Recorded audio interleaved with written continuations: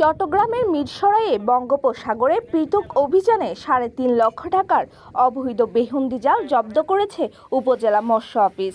সমুদ্রে মাছ ধরার উপর চলমান নিষেধাজ্ঞা কার্যকর করতে এই অভিযান পরিচালনা করা হয়।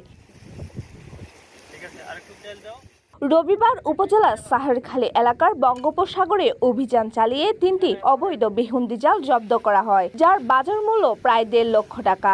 এর আগে গত বৃহস্পতিবার বামনসুন্দর মাছঘাট এলাকা থেকে ডোমখালী মাছঘাট এলাকা পর্যন্ত অভিযান চালিয়ে আরও ৪টি অবৈধ জাল জব্দ করা হয়, যার মূল্য আনুমানিক ২ লক্ষ টাকা। বৃহস্পতিবারের অভিযানে প্রায় ১০ লক্ষাধিক চিংড়ি পোনাও জব্দ করা হয়, যা তাৎক্ষণিকভাবে সাগরে অবমুক্ত করা হয়। জব্দকৃত সব অবৈধ জাল স্থানীয় সাক্ষীদের উপস্থিতিতে পুড়িয়ে ধ্বংস করা হয়েছে। উপজেলা সিনিয়র মৎস্য কর্মকর্তা আরিফুর রহমান বলেন, ১৫ এপ্রিল থেকে ১১ জুন পর্যন্ত মোট ৫৮ দিন সমুদ্রে মাছ ধরা নিষিদ্ধ করা হয়েছে।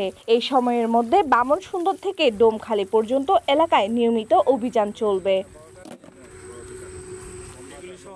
সমুদ্রের মৎস্য সম্পদ সংরক্ষণের লক্ষ্যে সরকার চলতি বছর ১৪ এপ্রিল প্রজ্ঞাপন জারি করে মাছ ধরার উপর ৫৮ দিনের নিষেধাজ্ঞা ঘোষণা করে, যা ভারতীয় জলসীমায়ও একইভাবে কার্যকর থাকবে।